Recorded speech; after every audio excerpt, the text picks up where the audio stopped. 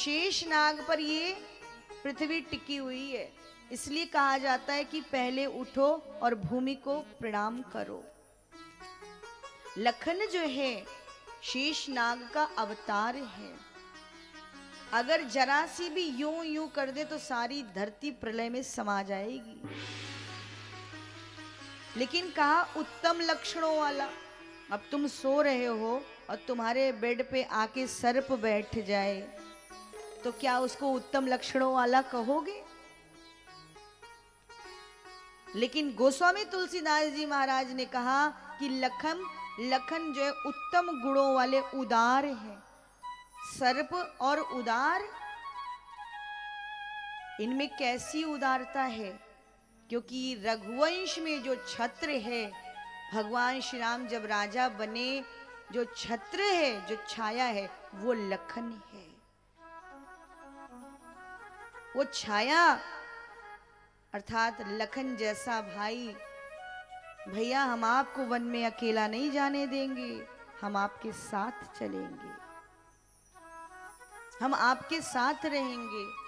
और तो और मैया ने कहा स्वप्न में भी विकार मत लेकर आपना अपने हृदय में अपने भाई के प्रति। तो कहा माँ तुझे लगता है कि स्वप्न में विकार आ सकता है, जब सोऊंगा तभी तो विकार आएगा। इसलिए ये लखन प्रण करता है कि 14 वर्ष वनवास की अवधि में मैं सोऊंगा ही नहीं। गोस्वामी जी कहते जो इन लक्षणों से युक्त हैं वो भगवान श्री राम की सेवा में आए हैं। भगवान राम के साथ शत्रुघ्न, भगवान राम के साथ लखन, ये अंशा अवतार है। भगवान विष्णु के एक चक्र हैं, एक शंख है।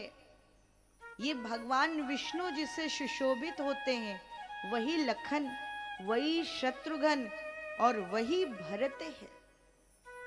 साथ में लेकर आए और साथ में लेकर गए। भगवान अपने भाइयों को अर्थात अपने अंशों को अपने साथ में लेकर, बधाई हो रही है, सब झूम रहे हैं, गा रहे हैं, बहुत सुंदर वातावरण। और इसी वातावरण में जब बहुत जोर से बधाई गाई जा रही थी, चूंकि दिन के 12 बजे थे, सूर्य भगवान अयोध्या के राजमहल से होके जा रहे थे। सूर्य वंश में राम आया है, सूर्य वंश को अलंकृत किया है। अज के पुत्र दशरथ और दशरथ के पुत्र राम। सूर्य वंश इतना देदीप्यमान वंश है, आप नजर डालकर देखिए, त्याग से भरा हुआ वंश। इसी वंश में भगवान श्री राम सूर्य नारायण अयोध्या के राजमहल के ऊपर से निकल रहे हैं। और जैसे देखा अयोध्या में इतनी भीड़, ये सब क्यों इकट्ठा है, क्या कारण है, क्या हो रहा है अयोध्या में? ऐसा लगता है कामदेव की पत्नी रति 16 श्रृंगार करके अयोध्या में आ गई है। अबीर गुलाल खूब उड़ाया जा रहा है। तो सूर्य भगवान बस 1 मिनट के लिए टकटकी लगाकर, गोस्वामी तुलसीदास जी महाराज अलर्ट थे। गोस्वामी जी ने देख लिया, मास दिवस कर दिवस भा, मास दिवस कर दिवस भा, मरम न जाने को, रथ समेत रवि था क्यों, निशा कवन विधि हो। मास दिवस कर दिवस भा, मरम न जाने को, रथ समेत रवि था क्यों, निशा कवन विधि होय। मास दिवस कर दिवस भा, मरम न जाने को, रथ समेत रविदा क्यों, निशा कवन विधि हो, निशा कवन विधि हो, निशा कवन विधि हो। एग्जैक्ट 12 बजे दृष्टि उठाकर देखी तो लगा अरे कामदेव की पत्नी रति 16 श्रृंगार करके आई हुई। गहराई से देखा तो पालने में भगवान श्री राम के दर्शन हो गए।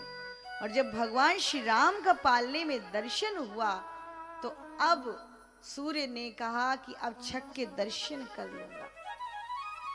इस बात को केवल गोस्वामी तुलसीदास जी महाराज जान रहे हैं। उनको लगा सूर्य रुके तो हैं, मास दिवस कर दिवस भा, मरम न जाने कोई। एक दिन एक महीने के बराबर रात्रि हुई ही नहीं। तो सबसे ज्यादा कष्ट में चंद्रमा रोई जा रहा, रोई जा रहा, रोई जा रहा। भगवान श्री राम ने चंद्रमा से कहा, चंद्रमा तू ये बता, मैंने जन्म लिया तुझे अच्छा नहीं लगता? तू क्यों रो रहा है? तो चंद्रमा ने कहा, प्रभु रो नहीं तो गाऊं? का क्यों रो रहे हो, क्या कारण है? का कारण ये है कि सूर्य नारायण को तो आपका दर्शन प्राप्त हो रहा है, लेकिन मुझे आपका दर्शन प्राप्त नहीं हो रहा है। मुझे भी आपका दर्शन करना है। सूर्य आगे बढ़े तो मुझे आपका दर्शन होगा। भगवान श्री राम ने कहा, तो तुम ही कह दो। कहा नहीं, मैं नहीं कह सकता, क्योंकि जहां सूर्य है वहां चंद्रमा नहीं, जहां रात है वहां दिन नहीं, जहां अपहरण है वहां समर्पण नहीं, और जहां काम है वहां राम नहीं। इसलिए मैं कैसे कह सकता हूं? कहना तो प्रभु आपको पड़ेगा, आप कहो। भगवान श्री राम ने कहा, चंद्रमा अगर मैंने कहा तो मैया कहेगी छोटा सा बालक है, मुंह फाड़कर बोल रहा है। मैया उठा के फेंक देगी और कहेगी ये तो भूत है, बत्तीसी निकाल कर बात कर रहा है। और दूसरी बात, अगर पता चल गया कि मैं ब्रह्म हूं, भगवान हूं, तो मुझे अलमारी में रख देंगे। मैं भक्तों के बीच में मक्खन खाने आया हूँ, मिश्री खाने आया हूँ। मैं तो घुटवन घुटवन अयोध्या की गलियों में भक्तों के बीच में आनंद लेने आया हूँ। लेकिन चंद्रमा तू ये कहता है मैं बोल दूं, कहीं मेरा भेद खुल गया और लोगों ने जान लिया कि मैं ब्रह्म हूँ, तो बस मेरी पूजा शुरू कर देंगे। मैं भाव का भूखा हूँ, मुझे भाव चाहिए।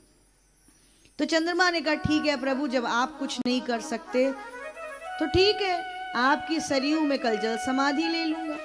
और जब कहा सरयू में जल समाधि ले लूंगा, तो भगवान ने कहा चंद्रमा तू मुझे धमकी मत दे। जिसको देखो वही मुझे धमकी देता है। प्रभु मेरा ये काम करा दो, नहीं तो मैं ये कर लूंगा। मेरा ये काम करा दो, नहीं तो मैं ऐसे मर जाऊंगा। धमकी मत दे। चंद्रमा ने कहा धमकी नहीं दे रहा हूं प्रभु, मैं सचमुच ऐसा करूंगा। भगवान श्री राम ने कहा चंद्रमा चला जा। चंद्रमा ने धमकी दी तो भगवान ने कहा प्रतीक्षा कर सकता है? कहा कर सकता हूं। कब तक? कहा द्वापर तक। कहा ठीक है प्रभु, कोई आधार दे दो। कहा जाओ जाकर के राम राम कहो। तुम राम राम कहोगे और तुमको मैं प्राप्त हो जाऊंगा। चंद्रमा को भगवान ने अपने राम नाम का आधार दे दिया। लेकिन जब चंद्रमा जा रहा था तो भगवान ने उससे कहा कि चंद्रमा तू मेरे लिए इतना बड़ा त्याग कर रहा है, कुछ तो मैं भी तेरे लिए करूंगा। देख, जब मैं द्वापर में कृष्ण बनकर आऊंगा, कृष्ण बनकर आऊंगा, निशा काल होगा और आसमान में केवल तू स्थित होगा। जितना चाहना उतने मेरे दर्शन कर लेना। और आज से मैं तेरा नाम अपने साथ लगा रहा हूं। आया क्षत्रिय वंश में हूं, लेकिन कोई मुझे राम सिंह नहीं कहेगा, सब मुझे रामचंद्र कहेंगे।